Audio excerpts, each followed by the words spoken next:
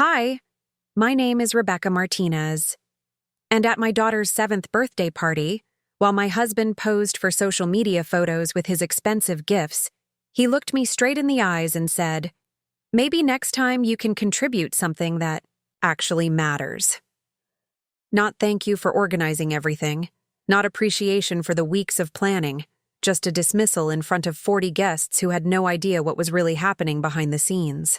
I'd love to know which corner of the globe you're watching from, and if this story speaks to you, make sure to subscribe. Tomorrow's video is one you absolutely can't miss. But what he didn't know was that I owned the house we were standing in, the cars in our driveway, and the business that paid for his entire lifestyle. And I wasn't going to stay quiet anymore. Have you ever been so underestimated that when you finally revealed the truth, it changed everything? Let me show you exactly what happened next. The invitation design had taken me 3 weeks to perfect. Hand-drawn unicorns in watercolor, Emma's favorite colors blending from purple to pink, each one personalized with our guests' names in careful calligraphy. I'd stayed up past midnight for 7 straight nights, my fingers cramped from holding the brush, perfecting every detail because I wanted this day to be magical for my little girl. When I showed the final design to Marcus, he barely glanced up from his laptop. "Cute," he said, the word falling flat between us like a dropped coin. "Did you check if the Hendersons can make it? Their connections could be valuable." Always networking, always calculating. Even our daughter's birthday had become another opportunity for him to climb social ladders I'd built without his knowledge. The morning of the party arrived with that crisp October sunshine that makes everything look golden. Our backyard in Westchester looked like something from a magazine spread. The oak trees had turned the perfect shade of amber, and I'd strung fairy lights between every branch the night before. The bounce house sat positioned perfectly on the lawn, and the balloon arch I'd spent 4 hours assembling framed our back patio like a rainbow gateway. Emma bounced down the stairs in her unicorn dress, the one I'd ordered from a small boutique in Brooklyn and had custom fitted. Her eyes went wide when she saw the backyard through the kitchen window. "Mommy, it looks like a fairy tale," she squealed, wrapping her small arms around my waist. These moments made every sleepless night worth it. Marcus emerged from his office wearing the navy blazer I'd bought him last month, already checking his phone. "The catering truck is late," he announced without looking at either of us. I told you we should have gone with the company the Williamses recommended. They're professionals. I bit back my response. The catering was actually me, up since 5 in the morning, preparing homemade mac and cheese, cutting fresh fruit into fun shapes, and baking Emma's requested funfetti cake from scratch. The same cake I'd made every year since she was 2, because she said it tasted like happiness. But Marcus had started referring to my cooking as catering, ever since his promotion, as if acknowledging I'd made it myself would somehow diminish him in front of his colleagues. The first guests arrived at exactly 2 o'clock. The Petersons, from down the street, their twin boys racing straight for the bounce house. Sarah Peterson hugged me warmly, commenting on how beautiful everything looked. "Rebecca, you've outdone yourself again. Emma is so lucky to have such a creative mom." Before I could respond, Marcus appeared beside us, his arm sliding around my shoulders in that possessive way he'd developed lately. "She does try her best," he said with a smile that didn't reach his eyes. Though I had to handle all the logistics. Of course, you know how these things can get overwhelming. Sarah's smile faltered slightly, confusion flickering across her face. She'd watched me organize the neighborhood 4th of July party, the school fundraiser, and countless playdates. She knew exactly who handled logistics in our family. But she just nodded politely and moved toward the refreshment table. More families arrived in waves. The Garcias, the Changs, the Johnsons with their 3 daughters who all adored Emma. I watched my daughter light up with each new arrival, her joy infectious as she showed off every detail of her party. The treasure hunt I'd designed with riddles, written specifically for her reading level. The craft station where kids could make their own unicorn horns. the photo booth with props I'd spent 2 weekends creating. Rebecca planned all of this herself, I heard Mrs. Chen telling another parent. She's incredibly talented. Actually, Marcus interrupted, appearing behind them like he'd been listening. We planned it together. I handled the vendor coordination and budget management. Rebecca focused more on the decorative aspects. I felt heat rise in my chest. Vendor coordination? Budget management? There were no vendors. The budget had come entirely from my personal account, the one Marcus thought contained my allowance from his salary. He had no idea that the account he transferred money to each month was actually just one of 12 I maintained, or that his paycheck represented less than 3% of our household income. By 3 o'clock, the party was in full swing. Children's laughter filled the air as they ran between activities. Emma was in her element, the perfect little hostess, making sure every friend felt included. I watched her help a shy boy from her class join the musical chairs game, and my heart swelled with pride. This was what mattered. This pure joy. That's when Marcus's colleagues arrived.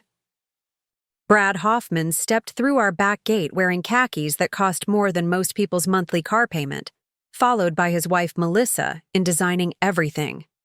Marcus had insisted on inviting them, claiming it was important for Emma to understand the value of networking early. At a 7-year-old's birthday party. Marcus, Brad's voice boomed across the yard. This is quite the setup you've got here. Very suburban chic. His tone carried that particular brand of condescension that wealthy men use when they're trying to seem approving while actually diminishing. Marcus's entire demeanor shifted. His shoulders straightened, his voice dropped to that artificially confident register he used in client meetings. Well, you know how it is. When you want something done right, you have to take charge. Rebecca here is great with the Pinteresty stuff, but I handled all the real planning. Pinteresty stuff. 3 weeks of careful preparation, hundreds of dollars in materials, sleepless nights perfecting every detail for our daughter's happiness, reduced to Pinteresty stuff. Melissa examined the balloon arch with the scrutiny of an art critic. How charming. Very DIY. We used Celebrations by Design for Ashton's party last month. They're not cheap, but Marcus, you know what they say about you get what you pay for. Absolutely. Marcus nodded eagerly. Next year, we're definitely going professional. This was more of a learning experience.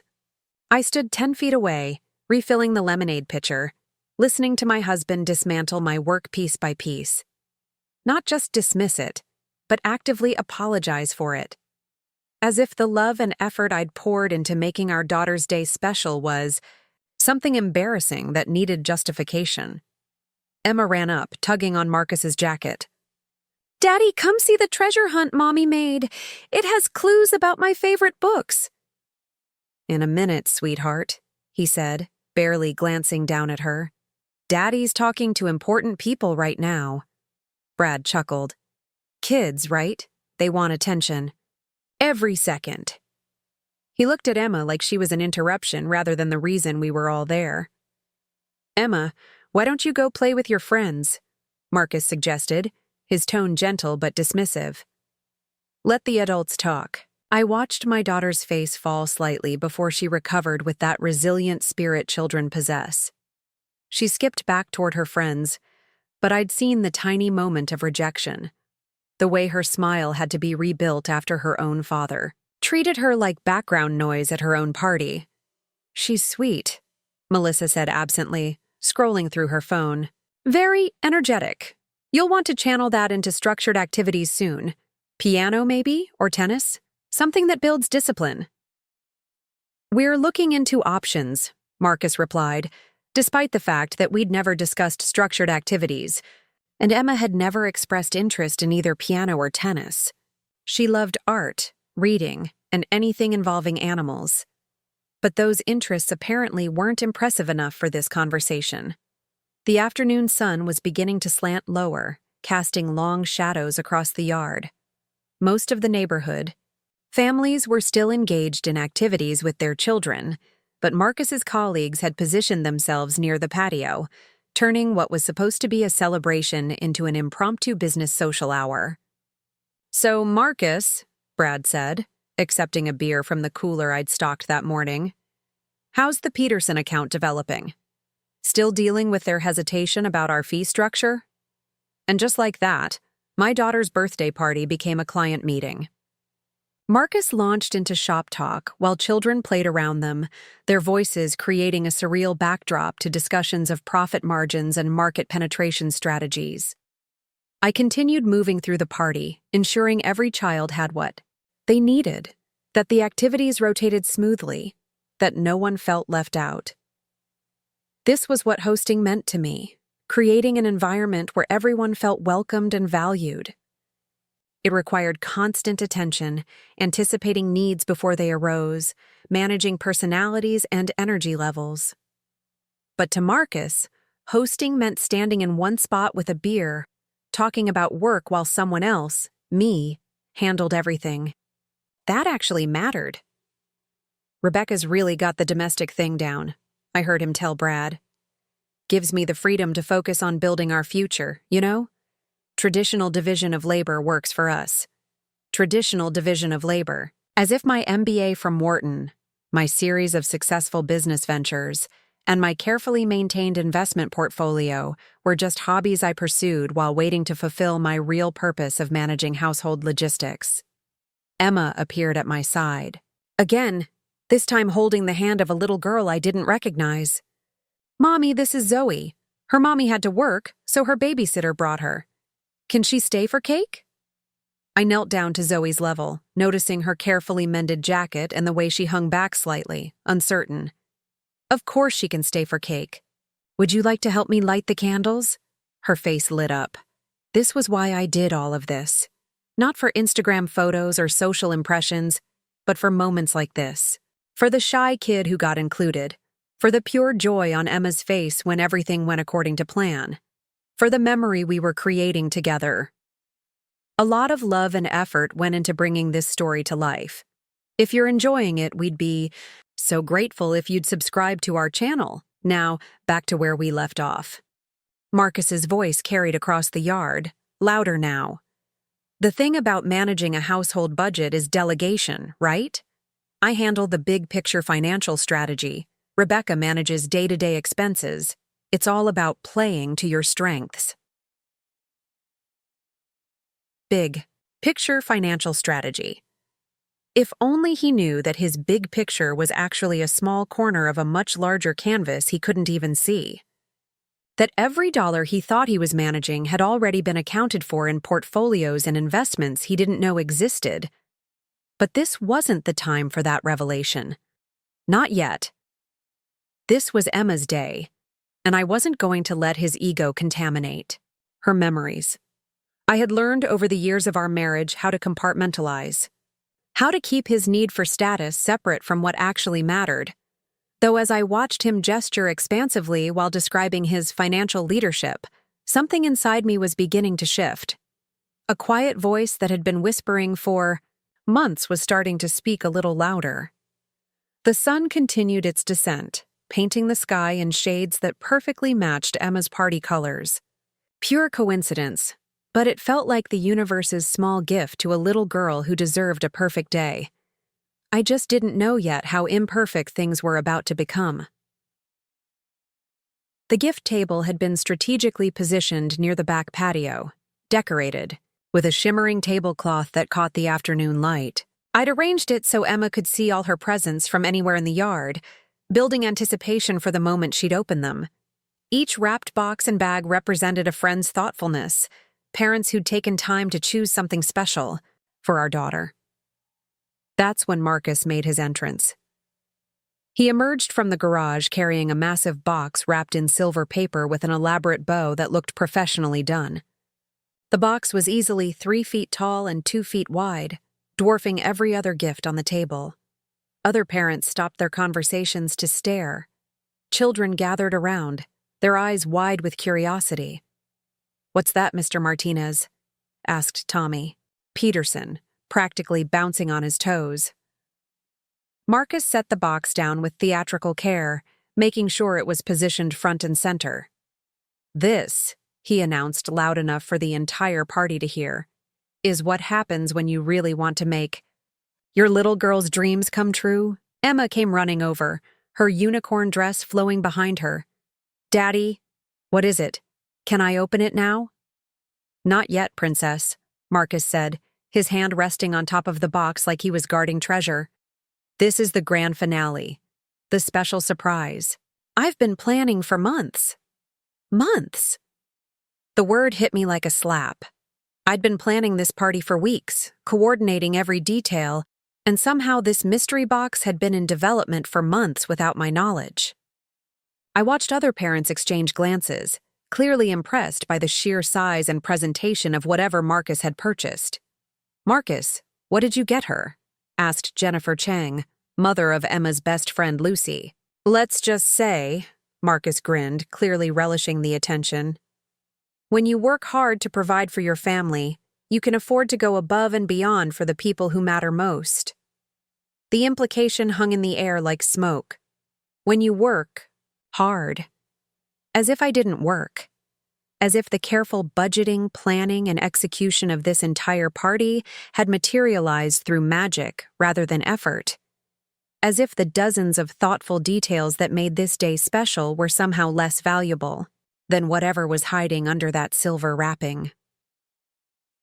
Brad Hoffman approached the gift table, his wife following closely behind. "Impressive presentation, Marcus. What's the damage on something like that?" Marcus's chest puffed with pride.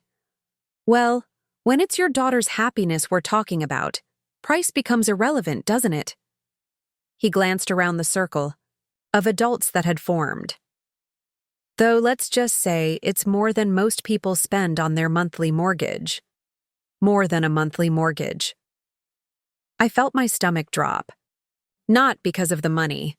I could have bought 10 of whatever was in that box without checking my account balance. But because of what this represented. A unilateral decision about our daughter's gift, made without any discussion, designed not for Emma's joy, but for Marcus's image. "Daddy, can I please open it now?" Emma asked again, her 7-year-old patience wearing thin. "Not yet, sweetheart. Good things come to those who wait." Marcus looked around the assembled group. "Besides, everyone should see this. It's not every day a little girl gets a gift like this." Mrs. Rodriguez, who'd been quietly helping her twin sons with the craft station, looked uncomfortable. "Marcus, I'm sure Emma would be happy with anything you got her. She's such a grateful little girl." "Oh, she's definitely going to be grateful," Marcus replied, missing the gentle suggestion in Mrs. Rodriguez's tone entirely. "This is something she'll remember for the rest of her life." I watched Emma's friends growing restless around the gift table, their attention spans maxed out by the delay. This was supposed to be their time, their celebration, but Marcus had turned it into his personal showcase. The other children began drifting back to the activities, leaving Emma standing by the mysterious box with increasing confusion. "Why can't I open it now?" she asked me quietly, tugging on my sleeve. Before I could answer, Marcus overheard. "Because, Emma, some gifts are special enough that they deserve the right moment. This isn't just any present. This is the kind of gift that shows how much someone loves you." The subtext was crystal clear to every adult within earshot. This wasn't just about the gift anymore. This was Marcus establishing a hierarchy of love, measured in dollars and spectacle. The handmade treasure hunt, the custom decorations, the carefully planned activities. All of that was apparently just background noise compared to his grand gesture. Melissa Hoffman examined her manicured nails. "It's so important to teach children about quality over quantity, isn't it? Better to have one meaningful gift than a bunch of trinkets." Trinkets. I thought about the other presents on the table. The art supplies from the Garcias, chosen because they'd noticed Emma's love for drawing. The book series from Mrs. Chen, selected because she'd remembered Emma mentioning she'd finished all the books in her current favorite series. The friendship bracelet kit from Lucy Chang, picked out specifically so the girls could make matching jewelry. Each gift represented someone who had paid attention to Emma as an individual, who had chosen something based on her actual interests and personality. But according to Marcus's new narrative, those thoughtful selections were just trinkets compared to his expensive mystery box. "Well," said David Johnson, father of 3 girls and clearly uncomfortable with the direction of the conversation, "I think the best gifts are the ones that show you really know the person. Size doesn't always matter." Marcus's smile tightened. Of course. But there's also something to be said for being able to provide the kind of experiences that create lasting memories. Not everyone can do that, obviously, but when you can... He shrugged with false modesty. I felt heat creeping up my neck. Not everyone can do that. The casual dismissal of every other family at this party. The implication that their gifts were somehow lesser because they didn't come with a mortgage payment price tag. These were good people, loving parents who worked hard and chose gifts with care, and Marcus was systematically diminishing their efforts to elevate his own. Emma had given up on the gift box and returned to her friends, but I could see her glancing back at it periodically, confusion and disappointment flickering across her face. She was 7 years old. She didn't understand why she couldn't open a present at her own birthday party. She just knew that something was being kept from her, and that it was somehow related to her not being worthy of it yet. "Maybe we should move on to cake," I suggested, hoping to redirect attention back to Emma and away from Marcus's performance. "Not yet," Marcus said firmly. "I want to wait until everyone's here. My parents should arrive any minute, and I want them to see this too." His parents.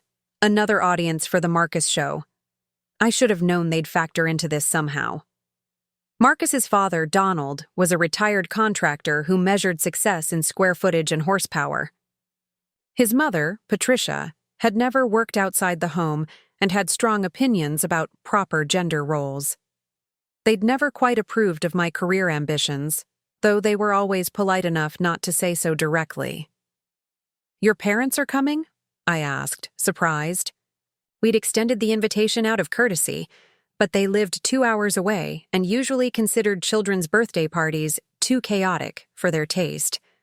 "Of course they're coming," Marcus replied. "Dad drove down specifically to see Emma's reaction to her gift. This isn't just any birthday present, Rebecca. This is the kind of thing that gets talked about for years. The kind of thing that gets talked about for years." I wondered if Marcus realized how that sounded to the parents of Emma's classmates, most of whom were teachers, nurses, small business owners, and other hardworking people who would never describe a child's birthday gift in terms of its lasting conversational value. Just then, a black SUV pulled into our driveway. Through the window, I could see Donald's silver hair and Patricia's perfectly styled coif. They climbed out slowly, dressed as if they were attending a cocktail party rather than a backyard children's celebration. "There they are," Marcus called out, waving them toward the back gate. "Perfect timing." Donald strode across the yard in his pressed khakis and polo shirt, while Patricia followed in heels that immediately began sinking into the grass. She looked around the party with the expression of someone surveying a natural disaster, taking in the bounce house, the squealing children, and the casual dress of the other parents. "Hello, Rebecca," Patricia said, offering me her cheek for an air kiss. What a festive gathering. "Hi, Patricia.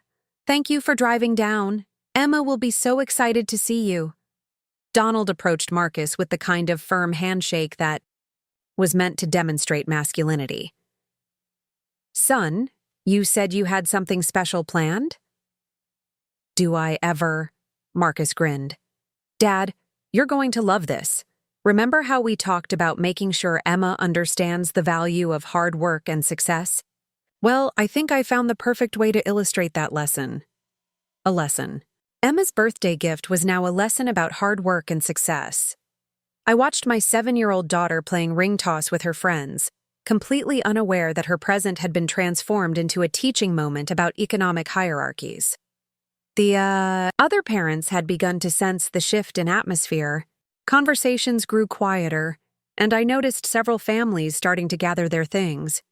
Mrs. Rodriguez approached me while Marcus was busy explaining his gift philosophy to his father. "Rebecca, thank you for a beautiful party," she said softly. "The boys had a wonderful time, but we should probably head out soon. Miguel has soccer practice at 5. I knew soccer practice wasn't until 6. Mrs. Rodriguez was creating an exit strategy, sensing that this gathering was about to become uncomfortable for families who couldn't afford mortgage payment birthday gifts. "Of course," I replied, equally quiet. "Thank you so much for coming. Emma loves playing with the twins." One by one, other families began making similar excuses. Early dinners, forgotten appointments, suddenly remembered errands. The natural end time for a children's party was approaching anyway, but this felt different. This felt like people extracting themselves from a situation that had become socially awkward. Marcus, oblivious to the exodus, was still holding court with his parents and the Hoffmans. "The thing is," I heard him saying, "children need to learn early that there are different levels of achievement in life. Some people can provide certain experiences, others can't. It's just reality. Different levels of achievement." I thought about Mrs. Rodriguez, who worked double shifts as a nurse to support her family. About Mr. Johnson, who'd built his own construction business from nothing and employed 15 people in our community. About Mrs. Chen, who'd immigrated to this country with nothing and now owned 3 successful restaurants. Every family at this party had their own story of achievement, their own version of success. But according to Marcus's worldview, the only achievement that mattered was the kind that could be measured in dollars and displayed in silver wrapping paper. Emma appeared at my elbow, her cheeks flushed from running around.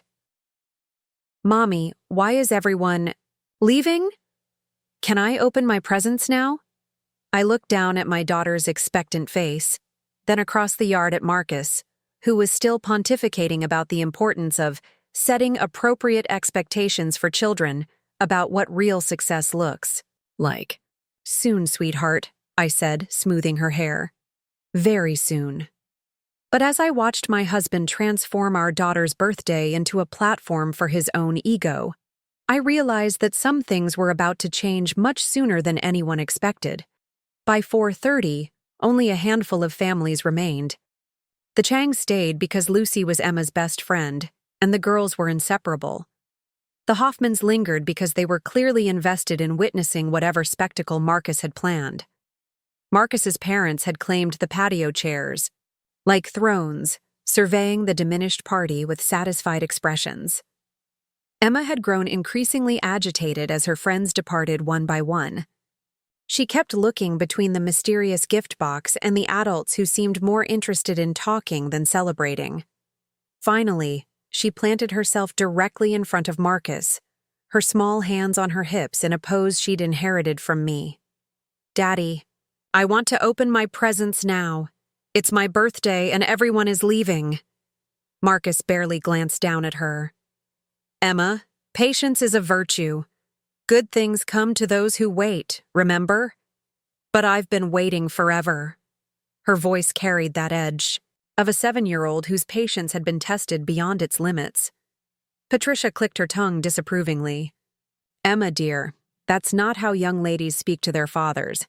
Marcus is trying to make this special for you."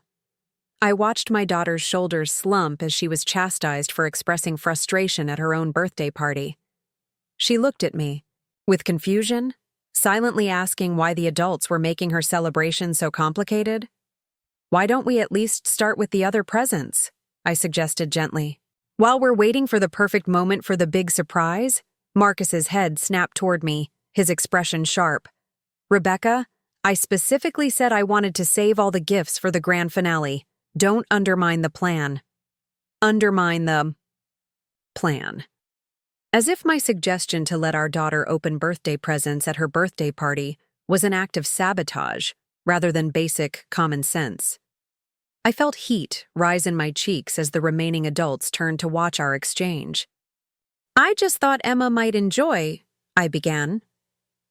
"What Emma will enjoy," Marcus interrupted, his voice taking on that patronizing tone he used when he wanted to sound authoritative, "is learning that some things are worth waiting for. This is a teaching moment about delayed gratification." Donald nodded approvingly from his patio chair. "Exactly right, son. Kids today expect instant gratification. It's important to set boundaries." I looked at Emma, who was now sitting cross-legged on the grass, her unicorn dress spread around her like flower petals. She'd given up arguing and was absently pulling at the ribbon on one of the unopened gifts, her earlier excitement replaced by resigned confusion. Lucy Chang approached tentatively. "Emma, do you want to go to the bouncy house again?" "I can't," Emma replied quietly. "I have to wait for the right time to open my presents." Lucy's mother, Jennifer, caught my eye from across the yard. Her expression was equal parts sympathy and bewilderment. She'd attended enough children's birthday parties to know that making a 7-year-old wait indefinitely to open gifts was not standard protocol. "Marcus," Jennifer said diplomatically, "maybe we could open just a few of the smaller gifts. Lucy is getting pretty tired, and I'd love for her to see Emma's reaction to what we brought." Marcus waved dismissively. "I appreciate the suggestion, Jennifer, but I have a specific vision for how this should unfold. Trust me, it'll be worth the wait." A specific vision. Emma's birthday party had become Marcus's artistic statement, with our daughter reduced to an actress in his carefully choreographed production. I watched Jennifer's face tighten slightly as she processed the casual dismissal of her reasonable request. That's when Brad Hoffman decided to insert himself into the situation. "You know what, Marcus? I like your style. Too many parents these days just let kids rip through presents without any ceremony. No appreciation for the thought and investment that goes into quality gifts." Melissa nodded enthusiastically. "Exactly. When we planned Ashton's party last month, we made sure every element had meaning. The helicopter ride, the custom cake from that French bakery, the goodie bags with the designer toys, everything was curated to create lasting memories. A helicopter ride for a child's birthday party." I tried to imagine explaining to Emma why her homemade decorations and backyard games weren't adequate compared to helicopter rides and French bakeries. Marcus's eyes lit up. "That's exactly what I'm talking about. Creating an experience that shows real investment, real planning. Some people throw together a party with store-bought decorations and homemade cake, but when you really want to show your child they matter. Store-bought decorations and homemade cake." Every word was a calculated insult. The decorations I'd spent weeks creating, the cake I'd baked from scratch using Emma's grandmother's recipe. All of it dismissed as insufficient evidence of love. Patricia leaned forward in her chair. "Rebecca, dear, you must be so grateful to have a husband who thinks so carefully about making occasions special. Not every woman is lucky enough to have a partner who handles the important details." The important details. Planning activities. Managing logistics. Ensuring every child felt included. Creating an environment where 7-year-olds could just be joyful. Apparently, none of that qualified as important. Only the expensive mystery box counted as a meaningful contribution. "I'm grateful," I said carefully, my voice steady despite the anger building in my chest. "Emma is lucky to have people who love her." "Love isn't just about feelings, though," Donald interjected, accepting another beer from the cooler I'd stocked. "Love is about providing, about making sacrifices to give your family the best possible life. Marcus understands that responsibility. Making sacrifices." I thought about the equity portfolio I'd built while Marcus thought I was just managing household expenses. About the business investments that generated more in monthly dividends than his annual salary. About the real estate holdings that included the very house we were sitting in, which he believed we were renting. But this wasn't the time for that conversation. This was Emma's day, and I was determined not to let their condescension ruin what was left of her celebration. "Mommy," Emma appeared beside me again, her voice small. "Can I at least have some cake? I'm hungry." Before I could answer, Marcus stepped in. "Not yet, princess. Cake comes after presents, and presents come at the right dramatic moment. This is your special day. We want to do it correctly." Correctly. As if there was an official protocol for 7-year-old birthday parties that required children to wait indefinitely, while adults debated the philosophical implications of gift-giving timing. Emma's lower lip trembled slightly. "But I'm really hungry. And it's my cake. Mommy made it special for me." "Sweetheart," Patricia said in that syrupy tone adults use when they're about to explain why a child's perfectly reasonable request is actually unreasonable. "Good things come to those who—" "Wait, your daddy has planned something very special, and we don't want to ruin the surprise by rushing, do we?" I watched my daughter nod reluctantly, her 7-year-old brain trying to process why wanting cake at her own birthday party was somehow wrong. She returned to her spot on the grass, but I could see the joy leaking out of her like air from a punctured balloon. Lucy Chang sat down beside Emma, offering silent solidarity. Jennifer looked at her watch and then at me, her expression clearly communicating that this situation had moved beyond awkward into actually concerning. "Marcus," I said, my voice carefully controlled, "maybe we could at least cut the cake while we're waiting for your big moment. Emma's friends are getting hungry and—" "Rebecca." Marcus's voice carried a warning edge. "I said not yet. Please stop trying to rush this. I know you're not used to this level of coordination, but trust me to handle it. Not used to this level of coordination. In front of the remaining parents, in front of his parents, in front of our daughter, he had just suggested that I was somehow incompetent at event planning. The person who had organized every detail of this party, who managed our household logistics, who coordinated Emma's school activities and playdates and medical appointments." Jennifer Chang stood up abruptly. "You know what? I think we're going to head out. Lucy has an early bedtime, and this has been such a lovely party." She was lying, of course. Lucy's bedtime was 8 o'clock, and it wasn't even 5 yet. But Jennifer had clearly decided that whatever was happening here wasn't something she wanted her daughter to witness. "But Lucy hasn't seen Emma open her present yet," Melissa pointed out with false concern. "That's okay," Jennifer replied diplomatically. "Emma can call Lucy later and tell her all about it." As Jennifer gathered Lucy's jacket and party favor bag, I saw other signs of the celebration's deterioration. The bounce house sat empty, its cheerful colors somehow looking deflated despite being fully inflated. The craft station I'd carefully arranged was abandoned, half-finished unicorn horns scattered across the table. The treasure hunt clues I'd written specifically for Emma's reading level remained taped to trees, ignored in favor of this gift-opening standoff. Marcus seemed oblivious to the fact that his insistence on perfect timing was actually destroying the timing of everything else. Or maybe he just didn't care, as long as his grand finale got the attention he felt it deserved. "Well," Brad said, checking his expensive watch, "this is certainly building anticipation.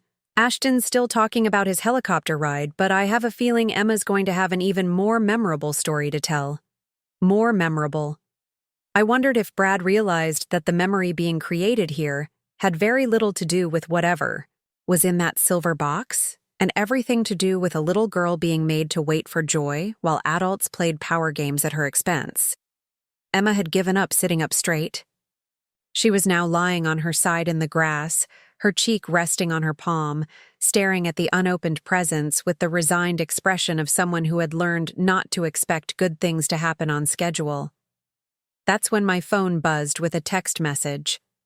I glanced down, expecting maybe a "thank you for the party" message from one of the departed families. Instead, it was from my financial advisor. "Market closed strong today. Your tech portfolio is up 12%. Congratulations on another excellent quarter. I looked up from the phone to see Marcus still holding court, explaining to his captive audience why delayed gratification builds character. He had no idea that while he was pontificating about the importance of providing for family, I had just made more money in one market day than he earned in 6 months. But as I watched Emma's defeated posture and saw the last of her friends preparing to leave, I realized that all the money in the world couldn't fix what was happening to our daughter right now. Some kinds of damage, I was beginning to understand, couldn't be undone with even the most perfectly timed revelation.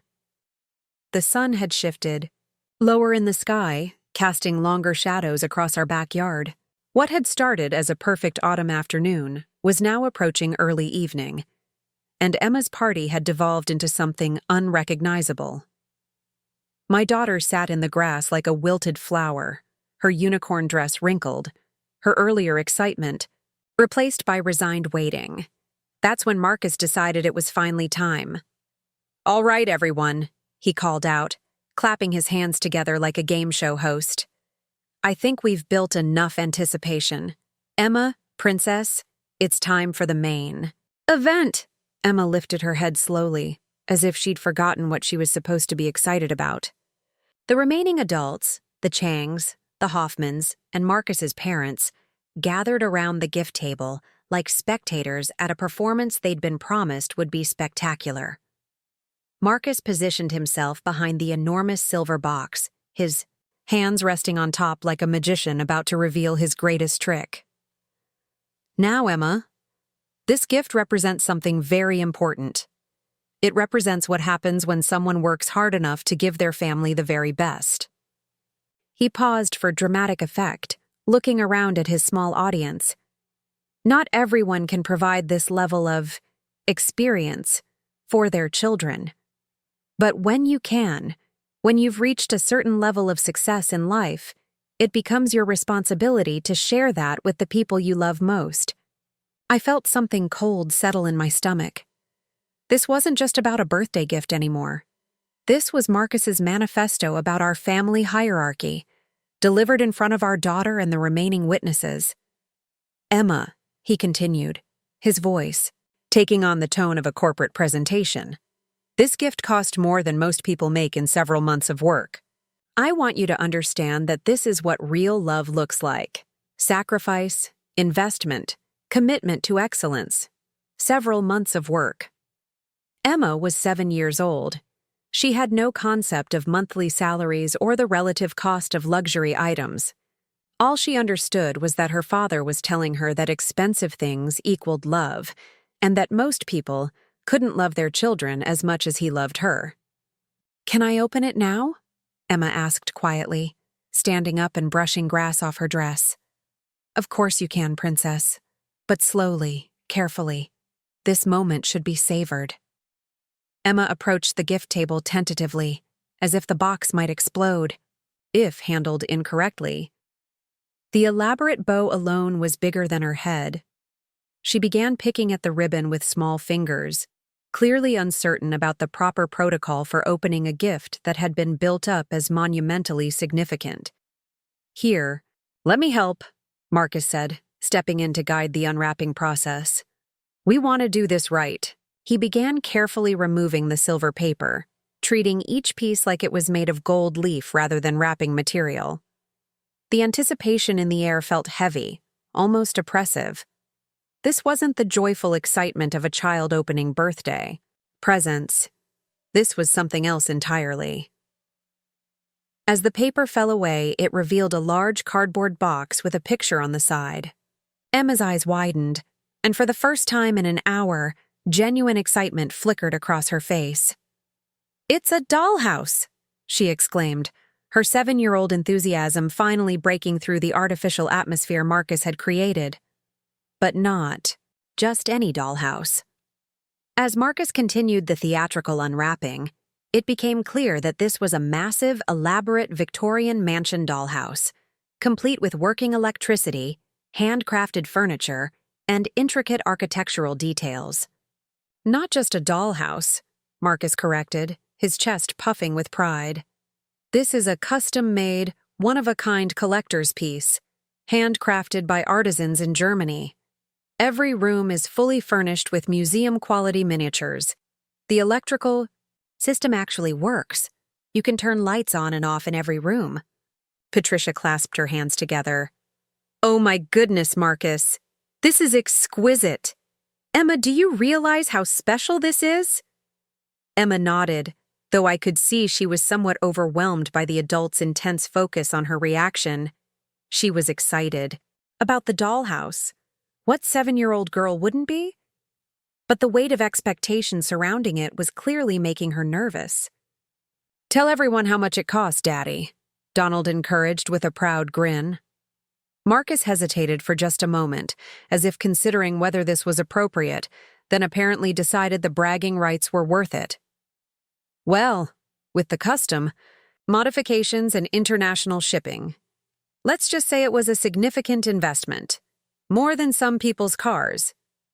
I looked at Jennifer Chang, whose older Honda was parked in our driveway next to Marcus's BMW. I saw her jaw tighten slightly as Marcus casually dismissed the value of what was probably her family's second-largest expense. Wow, Brad said, clearly, impressed despite his own wealth. That's commitment to quality. I bet this thing will be passed down through generations. That's exactly the idea, Marcus replied. This isn't just a toy. This is an heirloom.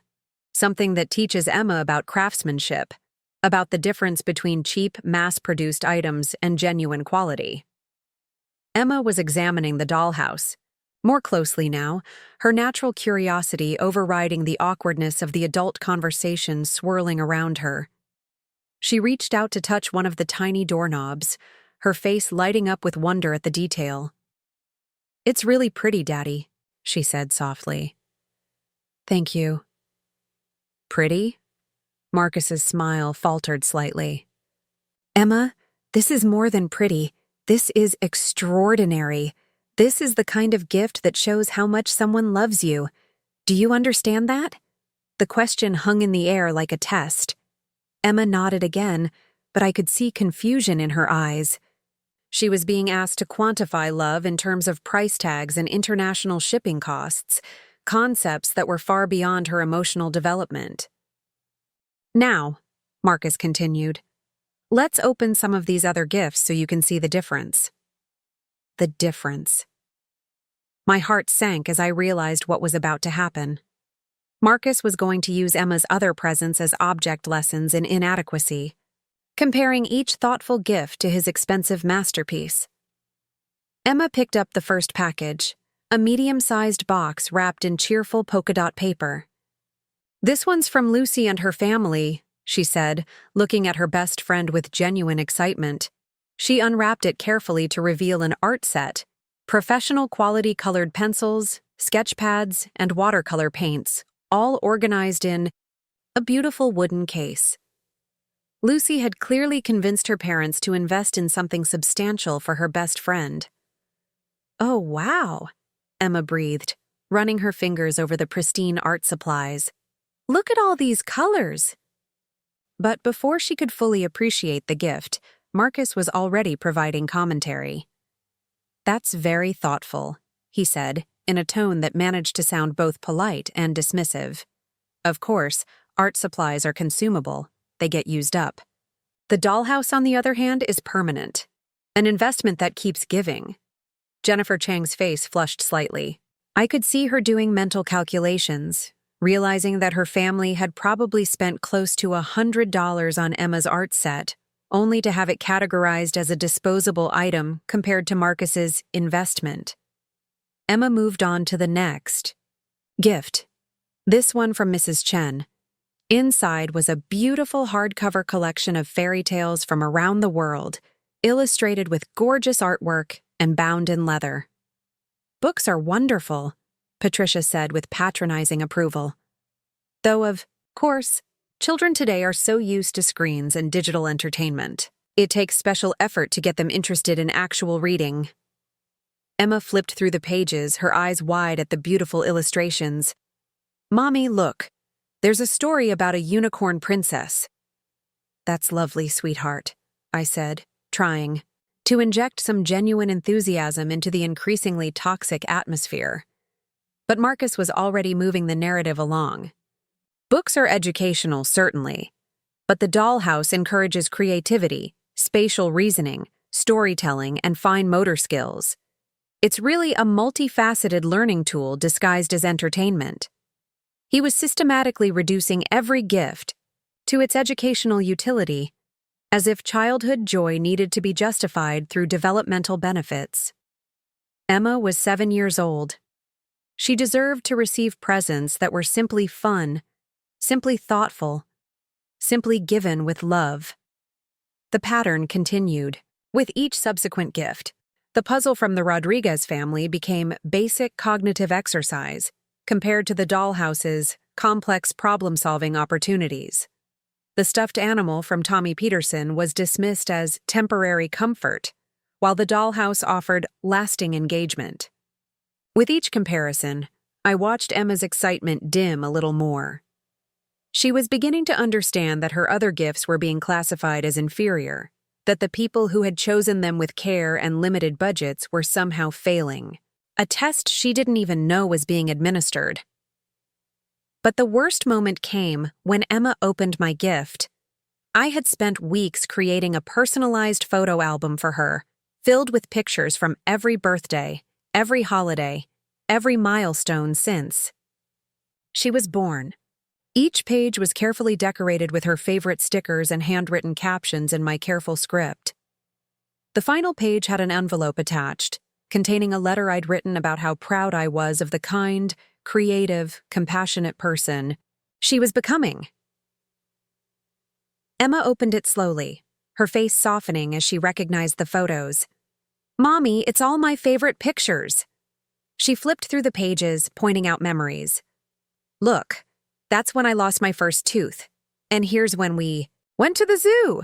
She was genuinely delighted, holding the album close to her chest like it was precious. For a moment, the artificial atmosphere lifted, and we were just a mother and daughter sharing a special moment. That's when Marcus delivered the killing blow. "Rebecca," he said, his voice carrying a tone of gentle disappointment that was somehow worse than anger. "I thought we discussed this. I told you I was planning something significant for Emma's birthday. Maybe next time you can contribute something that actually matters, instead of just crafts." The words hit me like a physical slap. In front of the remaining parents, in front of his parents, in front of our daughter, he had just dismissed weeks of careful work as meaningless crafts. Not just dismissed. He had suggested that I had failed to contribute anything of value. To my own daughter's birthday, Jennifer Chang's mouth fell open slightly. Even the Hoffmans looked uncomfortable. Patricia avoided eye contact entirely, suddenly fascinated by her manicure. But it was Emma's reaction that broke my heart. She looked down at the photo album in her hands, then back at the elaborate dollhouse, confusion and hurt flickering across her face. She was beginning to understand that her mother's gift had just been publicly categorized as insufficient. "I like the pictures, Mommy," she said quietly, but I could hear the uncertainty in her voice. Was she wrong to like something that Daddy said didn't matter? That's when something inside me snapped. Not loudly, not dramatically, but with the quiet finality of a door closing. I looked at my husband, this man who had just humiliated me in front of our daughter and our neighbors, who had turned a 7-year-old's birthday party into a showcase for his own ego, who had taught our child that love could be measured in German craftsmanship and international shipping costs. And I realized that I was done. Done pretending that his behavior was acceptable. Done protecting his image at the expense of my dignity. Done allowing him to diminish my contributions while taking credit for a lifestyle he didn't even realize I was funding. I stood up slowly, smoothing my dress, and walked over to where Emma sat surrounded by her opened gifts. I knelt down beside her and spoke quietly, just loud enough for everyone to hear. "Emma, sweetheart, all of these gifts are special because they come from people who love you. The dollhouse is beautiful, and so is your art set, and so are your books. But the most important thing isn't how much something costs. It's how much love goes into choosing it. I picked up the photo album and opened it to a picture of Emma and me baking cookies last Christmas. This album took me weeks to make because I wanted to capture all our favorite memories together. That's what love looks like. Time, attention, and caring about what makes someone happy. Marcus's face darkened. Rebecca, don't confuse Emma with mixed messages. I'm trying to teach her about quality and... What you're teaching her, I interrupted, my voice calm but steel-edged, is that some people's love matters more than others based on how much money they can spend. That's not a lesson I want our daughter to learn. The backyard fell silent except for the distant sound of children playing in another yard, their laughter a stark contrast to the tension that had settled over our gathering like a storm cloud.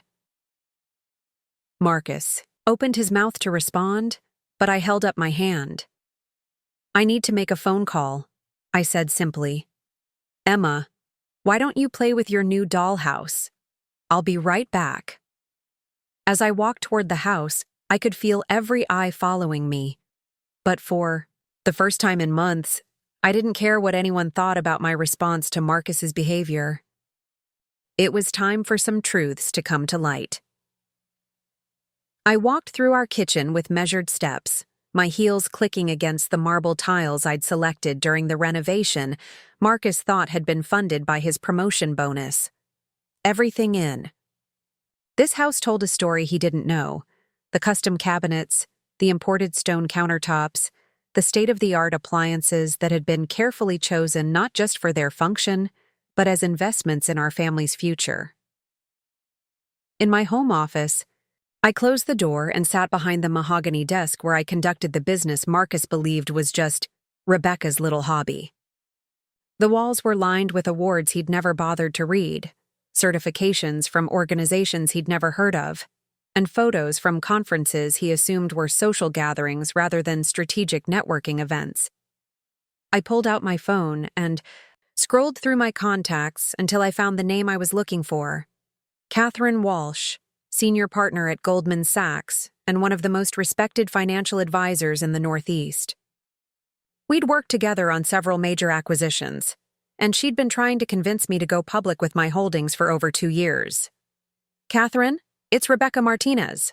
I hope I'm not interrupting your weekend. Rebecca, never an interruption. What's on your mind? I could hear the surprise in her voice. In all our professional relationships, I'd never called her on a Saturday, and certainly never during what sounded like a family gathering. I need you to prepare a comprehensive portfolio summary. Everything. The real estate holdings, the tech, investments, the venture capital stakes, the international accounts. I want documentation that shows the full scope of my assets. A pause. Rebecca, that's a massive undertaking. Is everything all right? This sounds like you're preparing for major changes. Major changes. That was one way to put it. Let's just say it's time to stop being a silent partner in my own life. How quickly can you have something ready? For you, I can have my team pull together a preliminary summary by tomorrow morning. But Rebecca, if this is heading where I think it might be, you should consider bringing in legal counsel. Asset protection, documentation of separate property, these things matter. Asset protection. I'd been protecting Marcus's assets for years without him even knowing it. Every business decision, every investment, every financial move had been made with consideration for our family's security. But he'd never once asked where the money came from, never questioned how an elementary school teacher's salary could fund the lifestyle he'd grown accustomed to. Send me what you have by 8 a.m. tomorrow. And Catherine, prepare a secondary document showing the comparative analysis. What percentage of our household wealth comes from each source? Understood, Rebecca. Are you sure about this timing? These revelations can be explosive. Through my office window, I could see into the backyard where Marcus was still holding court, gesticulating wildly as he explained something to the Hoffmans. Emma sat on the grass playing with her new art supplies, having apparently lost interest in the elaborate dollhouse that was supposed to create lifetime memories. The timing is perfect, I said quietly. Some explosions clear the air. After hanging up, I made my second call. This one was to my attorney, David Chen. No relation to Jennifer, despite the shared surname. David specialized in family law and had handled several high-profile cases involving the division of complex business assets. David, I need to ask you a hypothetical question about asset disclosure in marriage. Rebecca, it's Saturday evening. If you're calling me with hypothetical questions about asset disclosure, I'm guessing they're not actually hypothetical. David had always been perceptive. It's why I'd retained him 3 years ago when I first started feeling uneasy about the direction my marriage was heading. If someone had been the primary financial contributor to a marriage, but their spouse was unaware of the extent of their assets, what would be the best way to clarify the situation? Carefully, David said immediately. Very, very carefully. Are we talking about hidden assets or just undisclosed ones? Nothing hidden. Every account, every investment, every business transaction has been completely legal and documented. It's just that one party has never asked questions about where the money comes from, and the other party has been assuming they were the primary provider. I thought about Marcus's speech to the Hoffmans about being able to provide quality experiences for the family. Something like that. Rebecca, I'm going to be direct with you. If you're planning to correct this misunderstanding, you need to think carefully about your goals. Are you looking to educate, or are you looking to devastate? The question stopped me cold. Through the window, I watched Marcus point toward the house, probably explaining to his audience how he'd allowed me to have input on the interior design. Allow me. In the house I owned. I'm looking for honesty, I said finally. I'm tired of being treated like a financial dependent when the reality is the exact opposite. Then you need documentation, witnesses, and a very clear strategy. Don't let emotion drive this process, Rebecca. When marriages shift power dynamics dramatically, things can get complicated quickly. After ending the call, I sat in the quiet of my office for a moment, gathering my thoughts. Outside, I could hear Marcus's voice carrying across the yard, still commanding attention, still positioning himself as the authority on family dynamics and financial responsibility. I opened my laptop and began pulling together files I hadn't reviewed in months. Bank statements showing the flow of money from my various business accounts into our joint household account. Investment portfolios that had grown by millions while Marcus thought I was clipping coupons and managing grocery budgets. Real estate. Documents showing my sole ownership of properties he believed we were renting. The paper trail was extensive and damning. Not legally damning. Everything had been handled properly and ethically. But emotionally damning, in terms of how completely Marcus had misunderstood the foundation of our entire life together. My phone buzzed with a text from Jennifer Chang. Rebecca, thank you again for a lovely party. Lucy had a wonderful time. I hope everything is okay. You seemed upset when we left. I stared at the message for a long moment. Jennifer had witnessed Marcus's casual dismissal of my contributions, had seen him reduce my carefully crafted gift to just crafts, had watched him turn Emma's birthday into a showcase for his own importance. She was reaching out because she'd recognized that something was fundamentally wrong with what had just happened. I texted back, "Thank you for coming. Everything will be fine. Give Lucy a hug from Emma and me." But as I typed those words, I realized they weren't quite accurate. Everything wouldn't be fine exactly, but it would be honest, which was something much more important than fine. My laptop chimed with an email notification. It was from my business manager, Sarah Kim, with the subject line, "Quarterly report, congratulations." I opened it to find a summary of the latest quarter's performance across all my ventures. The numbers were staggering, even by my own standards. The tech startup I'd funded had gone public, tripling my initial investment. The real estate development project in Austin had exceeded projected returns by 40%. The sustainable energy company I'd backed 2 years ago had just secured a major government contract. In 3 months, while Marcus had been complaining about the cost of Emma's dance lessons and suggesting we needed to budget more carefully, I had earned more money than he would see in the next 5 years. I printed the report, along with several other key documents. Not because I planned to wave them around dramatically, but because I wanted concrete evidence available when the time came for honest conversation. Through the office door, I could hear the party beginning to wind down. Car doors slamming, engines starting, the voices in the backyard growing fewer and more distant. Soon, it would just be our family and Marcus's parents, and the reckoning would begin. But first, I had one more call to make. "Mom," I said when my mother picked up on the second ring. "Rebecca, how was Emma's party? I'm so sorry we couldn't make it down. Your father's arthritis has been acting up, and the drive from Albany." "The party was educational," I said carefully.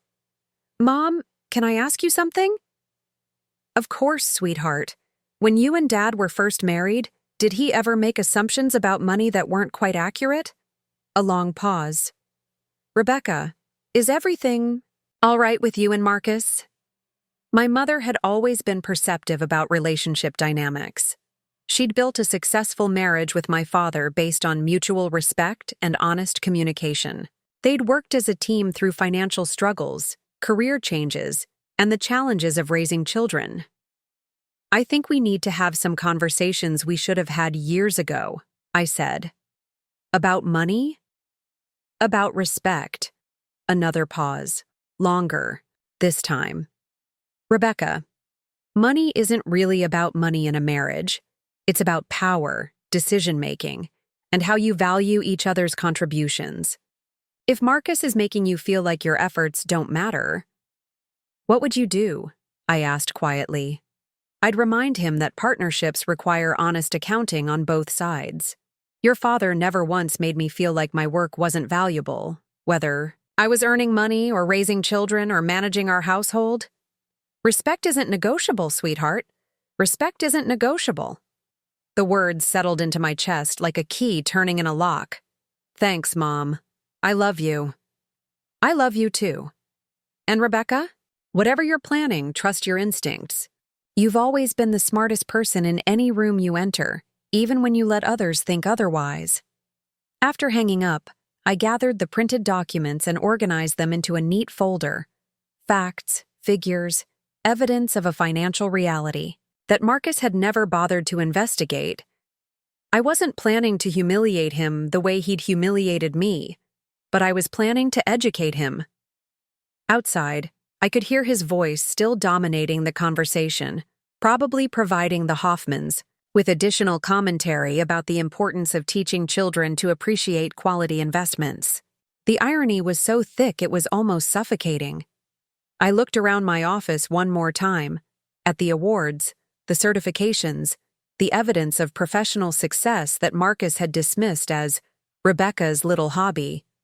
Tomorrow, Catherine would send me documentation that would quantify exactly how little of a hobby it had been. But tonight, I had a daughter to tuck into bed and a conversation to prepare for.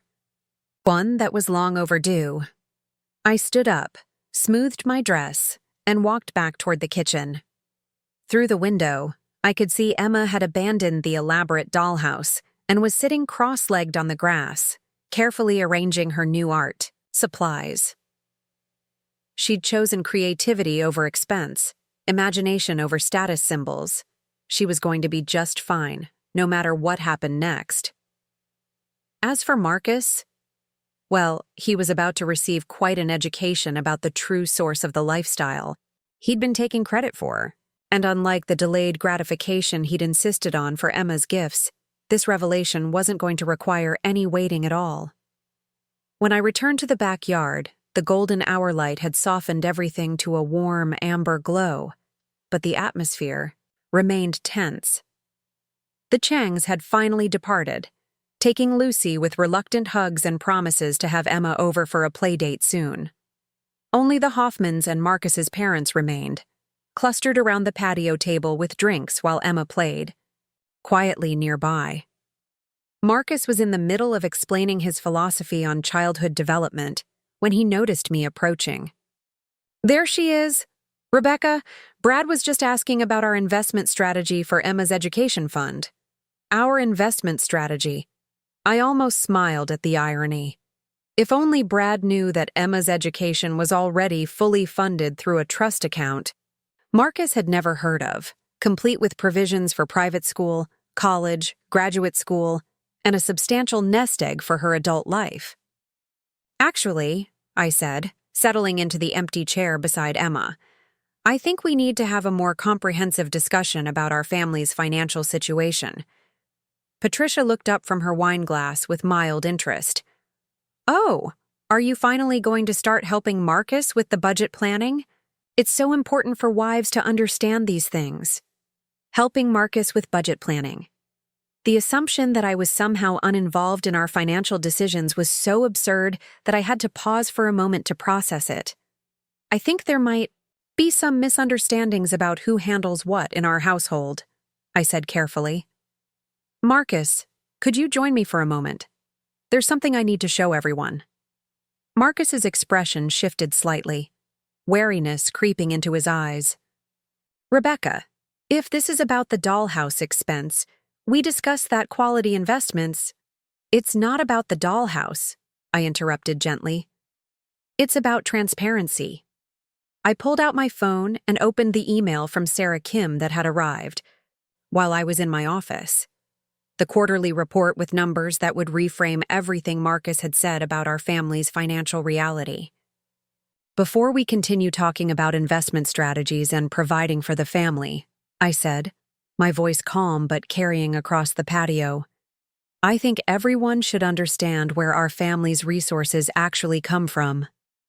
Donald leaned forward, with interest. "Rebecca, are you saying you have some family money we didn't know about? Inheritance?" "Family money. Inheritance. The assumption that any significant wealth I possessed must have come from someone else rather than my own efforts was so deeply ingrained that even now, faced with the possibility of revelation, they couldn't imagine I'd earned it myself." "No inheritance," I said simply. "Everything I'm about to show you represents businesses I've built, investments I've made, and profits I've generated over the past 8 years. Marcus's face went pale. "Rebecca, what are you talking about?" I handed him my phone with the quarterly report displayed. He stared at the screen for a long moment, his eyes moving across numbers that didn't make sense to him. Revenue figures, profit margins, portfolio values that were larger than anything he'd ever imagined. "I don't understand," he said quietly. This shows millions of dollars in business income. There has to be some mistake." "No mistake," I replied. "Those are my companies, Marcus.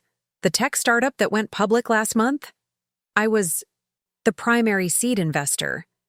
The sustainable energy company that just got the government contract? I own 40%. The real estate development project in Austin everyone's been talking about? That's mine too." The silence that followed was deafening. Brad Hoffman's mouth had fallen open slightly. Melissa was staring at me like I'd just announced I was an alien. Patricia's wine glass had frozen halfway to her lips.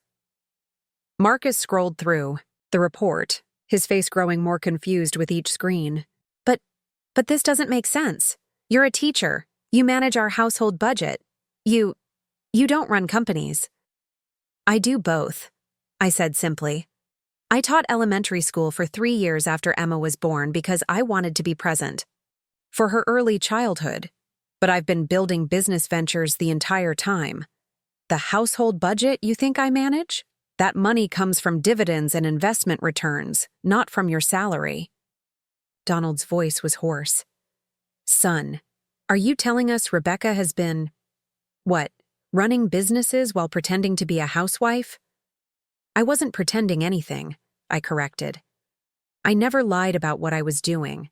I just never corrected the assumptions everyone made about what my work was worth." Marcus was still staring at the phone, scrolling through page after page of financial documentation. "The house," he said suddenly. "You said we were renting this house." "No," I replied patiently. "You assumed we were renting. I never confirmed or denied it. I bought this house 18 months ago, entirely with my own funds. Your name isn't on the deed because you never asked to be." The color drained from his face completely. "That's impossible.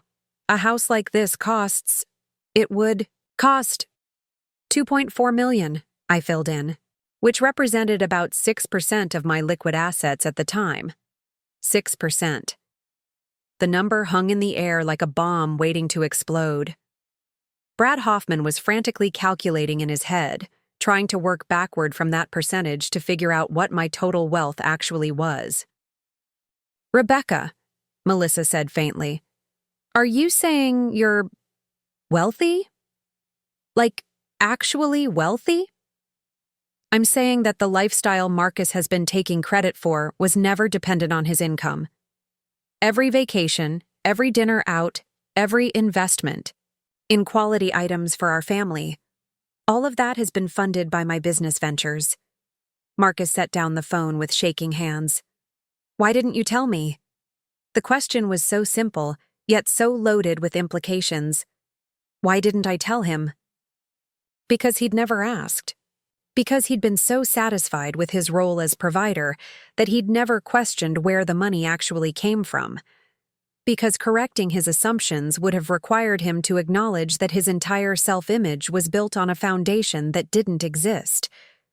"Marcus," I said gently, "you've spent the last 3 hours explaining to everyone how important it is to provide for family, how some people can afford quality experiences and others can't, how your hard work enables us to live well. You turned our daughter's birthday party into a lecture about financial hierarchy and the value of expensive gifts. You dismissed my contributions as crafts and suggested I should contribute something that actually matters." Patricia was staring at me with undisguised shock. "Rebecca, if this is true, why have you been acting like what? Like a supportive wife? Like someone who values family over status symbols? Like a mother who cares more about her daughter's happiness than impressing strangers with expensive toys?" Emma had been listening to this exchange with the fascination of a child watching adults navigate complex emotions she didn't fully understand. Now she looked up from her art supplies. "Mommy, does this mean you're rich like the people on TV?" I knelt down beside her, speaking at her level. "It means Mommy has been working very hard to make sure our family always has everything we need. But the most important things— love, time together, making memories— those don't cost any money at all." Marcus was still processing the revelation, his brain working through the implications. "The dollhouse," he said suddenly. "The dollhouse cost $8,000. You're telling me that to you, $8,000 is like $8 would be to most people," I confirmed. "Marcus, that dollhouse represents about 2 hours of my average business income. I could have bought a dozen of them without even checking my account balance." The comparison hit him like a physical blow. His grand gesture, his months of planning, his lecture about providing quality experiences for family— all of it was suddenly revealed as insignificant against the scale of resources he'd never known existed. "But you let me—" he started, then stopped. "You let me believe I was supporting our family."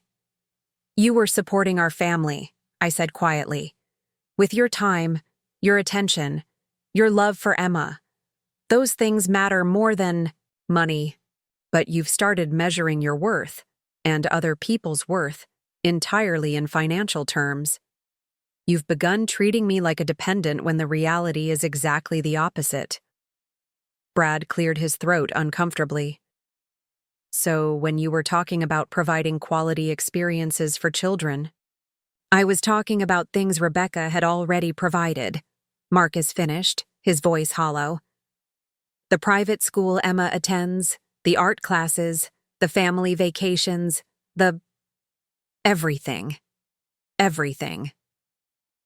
The word encompassed not just material possessions, but the entire lifestyle he'd been presenting as evidence of his success. The nice clothes, the good restaurants, the ability to make expensive impulse purchases without financial stress. All of it had been possible because of income streams he'd never known existed. Donald was shaking his head slowly. Son, how? Did you not know about this? How does a man not know his wife is what would you call it, Rebecca? A millionaire? Several times over, I said simply. And Marcus didn't know because he never asked. He was comfortable with the narrative that he was the provider and I was the grateful beneficiary.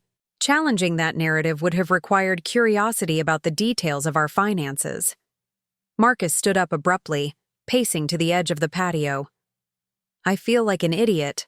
All those times I talked about budgeting, about being careful with expenses, about working hard to give Emma advantages. You're not an idiot, I said firmly. You're a good father and a hard worker. But you've been living in a story that isn't accurate, and that story has been affecting how you treat other people. I gestured toward the empty yard where Emma's classmates had been playing just hours earlier. When you told the other parents that not everyone can provide quality experiences for their children, when you dismissed their thoughtful gifts as inferior to your expensive one, when you treated my handmade album as worthless crafts, you were speaking from a position of assumed financial superiority that doesn't actually exist. The implications were sinking in, and Marcus's face was cycling through emotions: embarrassment, confusion, anger, and something that might have been grief for the identity he was losing.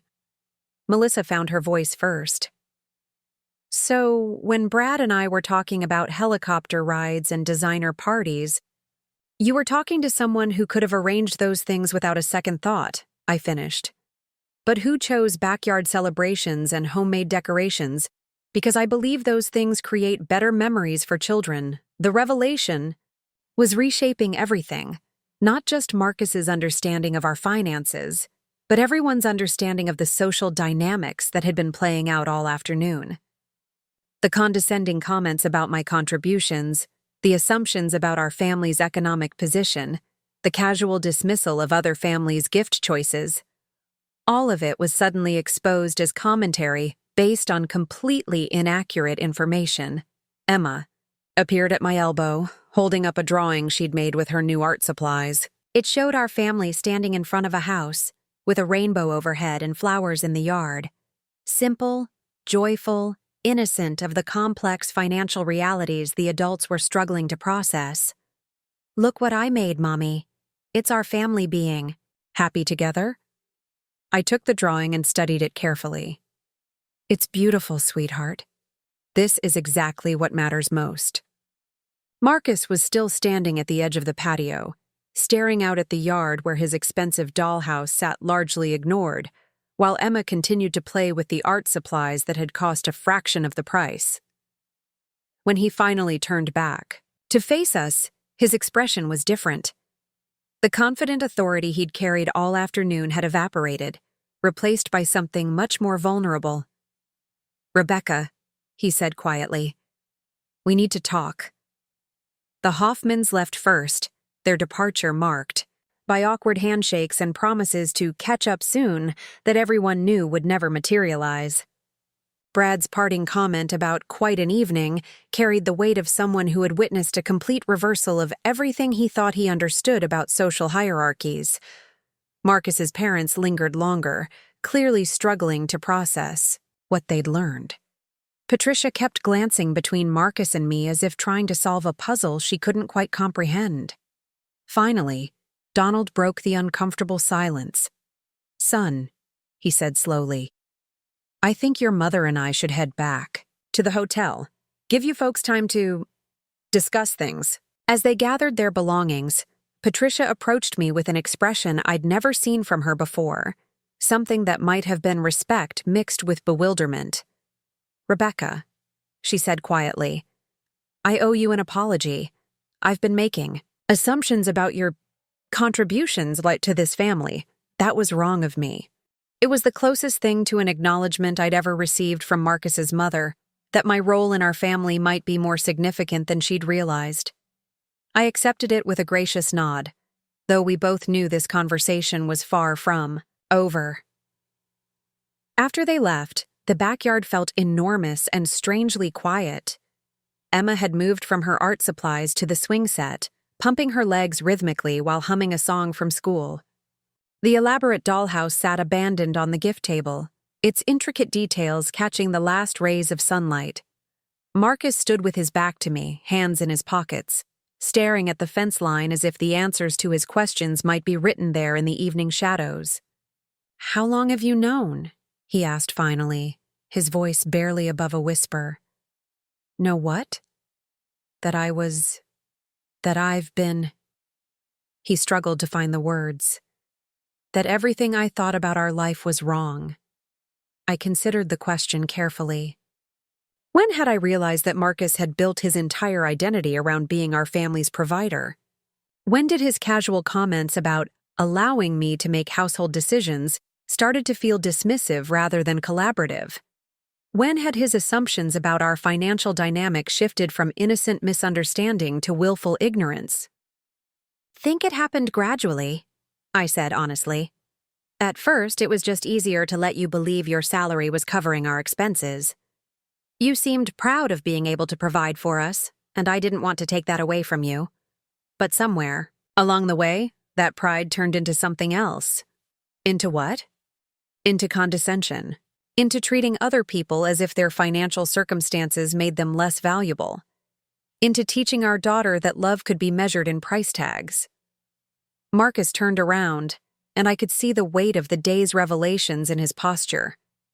The confident man who had dominated conversations and lectured other parents about quality investments was gone, replaced by someone who looked fundamentally unsure of his place in the world. "I made a fool of myself today, didn't I?" he said. "You made assumptions," I corrected. "And those assumptions led you to say things that hurt people who care about our family." Emma's laughter drifted across the yard as she jumped off the swing. At the height of its arc, landing with the fearless grace that only 7-year-olds possess. She ran over to us, her cheeks flushed, and her unicorn dress grass-stained from a day of actual play. "Daddy, can we have cake now? I've been waiting. Forever!" The request was so normal, so purely childlike, that it cut through the tension like a warm knife through butter. Marcus looked down at our daughter, this little person who had been patient through hours of adult drama, who had waited graciously while her birthday party became a showcase for her father's ego, who still wanted nothing more than to celebrate, with cake and family. "Of course we can have cake, princess," he said, his voice thick with emotion. "I'm sorry you had to wait so long." As I lit the 7 candles on the funfetti cake I'd baked from scratch, I watched Marcus really look at Emma's face in the candlelight. She was pure joy, pure anticipation, completely unaware that the adults around her had been playing complicated games with money and status and pride. "Make a wish, sweetheart," I said, holding up my phone to capture the moment. Emma closed her eyes tight, her small hands clasped together with the seriousness of someone making an important decision. When she opened them, she took a deep breath and blew out all 7 candles in one try. "What did you wish for?" Marcus asked. "I can't tell." "You, or it won't come true," Emma replied with the logic of childhood superstition. "But it was about our family." Later, after Emma had been bathed and tucked into bed with her new art supplies carefully arranged on her nightstand and her photo album placed on her pillow, Marcus and I finally had the conversation we should have had years ago. We sat on the couch in our living room, the living room in the house I owned, filled with furniture I'd purchased, decorated with art I'd selected, and I showed him everything. Bank statements, investment portfolios, business incorporation documents, real estate deeds, the paper trail of a financial life he'd never known existed. "The teaching job," he said, studying a statement from my primary business account. "You said you quit to focus on Emma, but really, I quit because my consulting business had grown to the point where I could make more in a month working from home than I made in a year in the classroom." I never stopped working, Marcus. I just stopped working in a way that was visible to you. He was quiet for a long time, processing the documents. Why didn't you tell me? It was the same question he'd asked earlier, but this time it carried a different weight. Not accusation, but genuine confusion, and perhaps the beginning of self-reflection. At first, it was because you seemed happy believing you were supporting us. You'd come home from work talking about providing for your family, and I didn't want to take that satisfaction away from you. But as time went on, I stopped asking questions, he finished. I stopped being curious about the details of your life. You stopped seeing me as a full person, I said gently. I became Marcus's wife instead of Rebecca, who happened to be married to Marcus. You started introducing me as someone who manages our household instead of someone who builds businesses. You began treating my work as a hobby instead of a career. Marcus set down the portfolio statements and rubbed his face with both hands. I've been an ass. You've been operating from incomplete information, I corrected. But yes, some of your behavior has been unacceptable, especially today. The gift comparisons, the comments about other families, dismissing your photo album. He shook his head.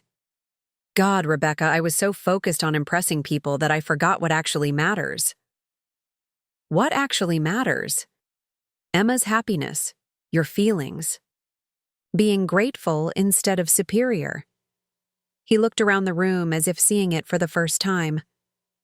This house, our lifestyle, Emma's opportunities, none of it came from my hard work. Did it? Your hard work matters, I assured him.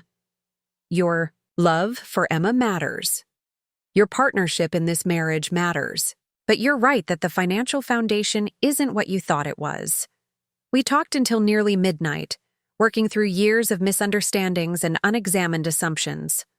Marcus apologized, genuinely, specifically, without excuses, for his behavior at the party. He acknowledged that his treatment of the other families had been condescending and his dismissal of my contributions had been hurtful. But more importantly, we talked about moving forward. About building a marriage based on honest communication instead of comfortable assumptions. About raising Emma to value people's character rather than their economic status. About using our actual resources, not just financial, but emotional and social, to create a positive impact in our community. I want to make this right, Marcus said as we finally headed upstairs. Not just with you, but with Emma. With the families from today. I need to figure out how to be a good husband and father without needing to be the primary provider. 3 months later, Marcus did exactly that. He reached out to every family from Emma's birthday party, offering genuine apologies for his behavior. He volunteered to help with the school fundraiser, working alongside parents whose gifts he'd dismissed as inferior. He started attending Emma's art classes, celebrating her creativity without needing it to be expensive or prestigious. And most importantly, he began introducing me accurately as Rebecca Martinez, entrepreneur and investor, who also happened to be his wife and Emma's mother. The dollhouse, incidentally, ended up being donated to Emma's school, where it serves as a centerpiece in the kindergarten classroom. Emma was the one who suggested the donation, saying that more kids should get to play with something so fancy. She kept the art supplies, though. She uses them every day, creating drawings and paintings that fill our refrigerator with color and joy. Last week, she made a picture of our family that she titled, "The People I Love Most." In it, we're all the same size, standing in front of our house under a rainbow holding hands. There are no price tags in the picture. No indicators of who provides what or who earns more or who deserves credit for our family's success. Just 3 people who love each other, standing together. That's the lesson I want Emma to remember from her 7th birthday party. Not the drama of financial revelations or the complicated dynamics of adult relationships, but the simple truth that the most valuable things in life, love, respect, authenticity, kindness, can't be purchased with any amount of money. Marcus learned something important that day, too. He discovered that true partnership isn't about being the provider or the decision maker or the one with the most impressive job title. It's about seeing your partner clearly, valuing their contributions honestly, and building something together. That's stronger than what either person could create alone. As for me, I learned that silence, even when it's meant to be kind, can sometimes become a prison. That protecting someone's ego at the expense of your own dignity isn't actually love. It's enabling, and that the truth, when delivered with care and backed by evidence, has the power to transform relationships in ways that benefit everyone involved. Emma's 8th birthday is coming up in a few months. We're planning a simple celebration in our backyard, homemade decorations, a cake baked from scratch, and activities chosen for joy rather than impression. The guest list will include all the families from last year's party because those relationships have grown stronger through honesty rather than weaker through conflict. Marcus has already asked what he can contribute to the planning. Not in a way that seeks credit or control, but in a spirit of genuine partnership. He wants to help create something beautiful for our daughter, and he's learned that beauty comes from attention and care rather than from expense and spectacle. We're still married, still building our life together, still learning how to be better partners and parents. But now we're doing it from a foundation of truth rather than assumption, respect rather than hierarchy, collaboration rather than competition. And Emma? She's thriving in ways that no amount of money could have purchased. She's confident without being entitled, creative without needing validation, generous without expecting recognition. She understands that she's fortunate to have advantages that not everyone shares, and she's learning to use those advantages to lift others up rather than to set herself apart. That's the real gift I gave her on her 7th birthday. Not financial security, she already had that. Not material possessions. Those were never what mattered most. But the knowledge that in our family, everyone's contributions are valued, everyone's voice is heard, and love is measured not in dollars spent but in attention paid. That's a lesson worth waiting for, worth fighting for, and worth building a life around. Have you ever had to choose between keeping the peace and speaking your truth? Sometimes the most loving thing you can do is refuse to let lies masquerade as kindness, even when revealing the truth changes everything. Looking for more? We've got 2 amazing stories ready for you right on screen. If this one touched you, these are absolutely worth your time. Click to watch them now. And hey, subscribe and hit that bell to never miss our latest uploads.